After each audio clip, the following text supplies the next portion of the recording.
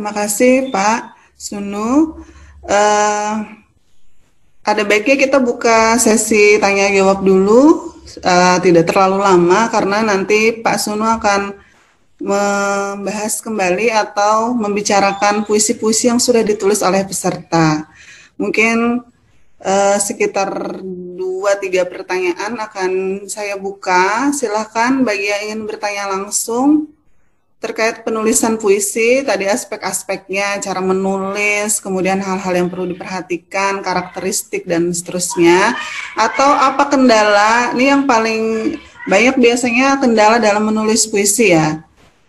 Nah, silakan ada yang ingin ditanyakan secara langsung, silakan dibuka pelantangnya atau mikrofonnya, dan diperlihatkan wajahnya kepada kami semua, jadi tidak ditutup kameranya.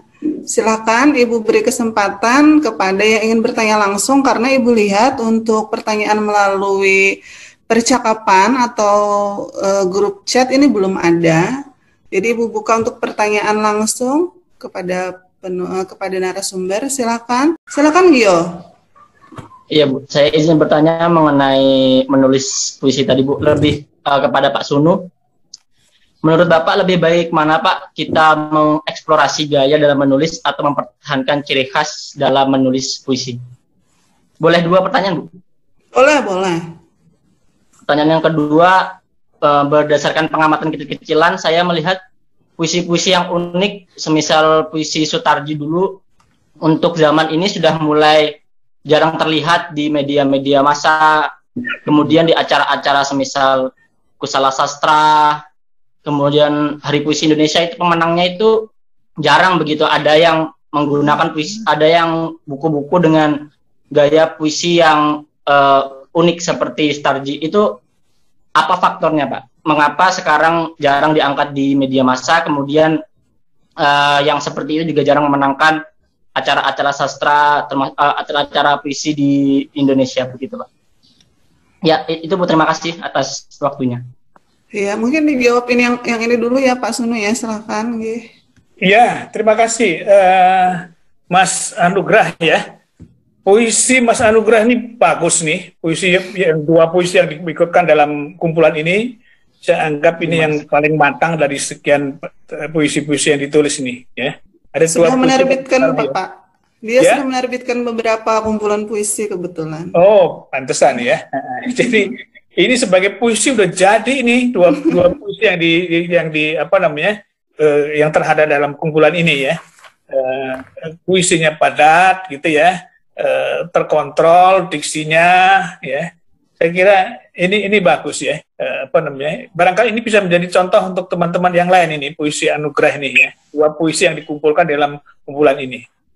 Baik, itu pertanyaan yang bagus tadi. Mau bertahan pada kekasan atau mengeksplorasi. Sebetulnya dua itu tidak harus dipertentangkan ya. Karena pada satu waktu bisa saja orang apa namanya terdorong untuk mengeksplorasi ya. Kalau bertahan pada sesuatu yang khas ya sudah sepertinya berhenti di situ gitu ya. Mandek di situ saja ya. Nah, kalau kita perhatikan misalnya Sapardi itu kalau dari awal sampai sekarang ya, itu perubahannya banyak itu ya. Dia tidak apa namanya? Tidak bertahan pada secara pengucapan yang sama. Nah, orang kalau bicara mengenai Sapardi kan selalu mulainya di ini Dukamu Abadi. Tapi sebetulnya sebelum Dukamu Abadi itu terbit, itu sudah ratusan puisi yang ditulis Sapardi itu ya, di majalah Mibar Indonesia, majalah Basis ya, Gelora ya, dan majalah-majalah lain, Konfrontasi dan seterusnya, itu diisi oleh Sapardi. Dan kalau kita perhatikan gaya Sapardi pada waktu itu dengan gaya Dukamu Abadi itu sudah berbeda ya. Dukamu Abadi adalah perkembangan selanjutnya. Artinya apa? Sapardi selalu proses mencari terus ya. Dia tidak bertahan pada satu gaya yang sama ya, yang khas tadi yang disebut itu ya. Tapi dia selalu berusaha mengeksplorasi ya kemungkinan cara ucap yang baru. Dulu dia senang menulis balada Pak Sapardi itu ya. Puisi-puisinya juga yang pertama itu cenderung apa namanya cair gitu ya. Cerita seperti itu. Tapi yang Kamu abadi itu lonjakan yang lain lagi. Tapi setelah itu dia berubah lagi gaya, gitu ya.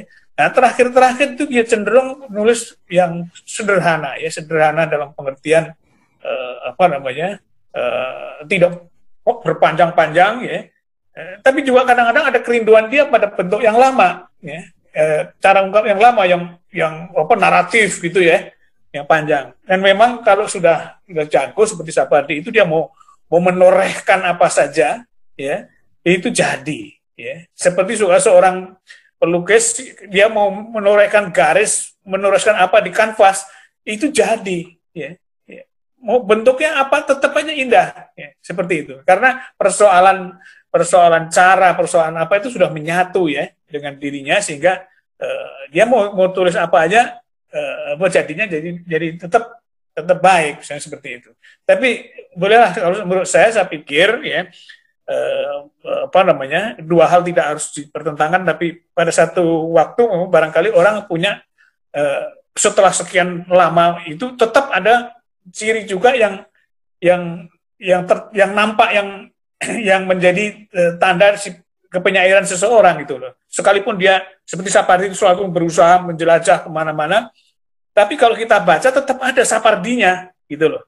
Oh ini kecenderungan, katakanlah misalnya menggunakan metafor tertentu, ya, menggunakan diksi tertentu, membangun kontras tertentu, itu khas Sapardi. Saya kira itu, ya. Itu jadi jawabannya, saya kira itu tidak harus dipertentangkan, ya.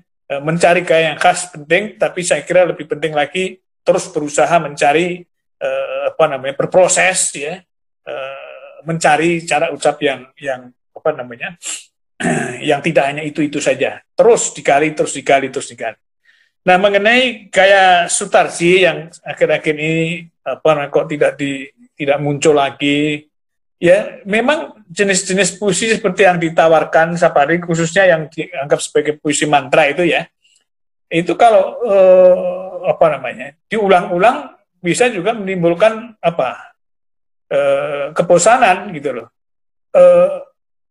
Hanya pada Sutarji barangkali itu bisa wow gitu ya. Tapi kalau ada orang lain yang terus menulis gaya seperti dia, menurut saya udah hilang energinya gitu loh, ya. Mungkin hanya Sutarji dan Ibrahim Sattah barangkali yang kita bisa mengatakan wow, tapi ke yang lain-lain itu yang juga mencoba gaya seperti itu, rasanya seperti kehilangan tenaga. Jadi misalnya orang pertama yang mencuatkan, ya, yang punya ide pertama mewujudkan dalam bentuk puisi itu yang biasanya lalu jadi monumental gitu. Sama dengan puisi Beleng, ya. Puisi Beleng yang diperkenalkan Remi Silado. Rasanya kalau ditulis oleh yang lain gitu, ya, setelah Remi itu seperti nyawanya itu sudah nggak ada gitu loh, ya. Puisi itu bernyawa di tangan Remi Silado yang memang barangkali mengalami suatu proses panjang ketika sampai pada dia menemukan puisi Beleng, ya. Ya, sehingga kalau puisi Beleng itu identik Remi Silado misalnya seperti itu, mantra identik dengan Sutarji atau Ibrahim Sattah misalnya seperti itu. Nah, kalau Anda katakan kenapa belakangan ini, ya generasi belakangan akan mencari cara ucap sendiri. Ya, misalnya kita bisa lihat pada katakanlah, ya, Joko Pinurbo, Cokpin, ya, puisi-puisi Cokpin, ya. Dan Cokpin itu berusaha mencari terus. Nah, misalnya ini ada surat kopi ini, ya, buku Joko Pinurbo yang judulnya Surat Kopi ini, ya. Ini saya kira berbeda dengan Di Bawah Kibaran Sarung dan puisi-puisi sebelumnya. Ini puisi kan lahir dari medsos nih, ya. Dari Twitter. Jadi oleh karena itu bentuknya sangat pendek-pendek di sini. Ya, hanya 3 baris, hanya 2 lari gitu, ya. Ya. Tapi proses sampai menemukan 4 baris, 2 lari ini saya kira memerlukan perjuangan, ya. Ya, tidak semua orang bisa sampai pada gagasan seperti itu. Ketika kita ikut di situ, Jokpin sudah yang lain lagi.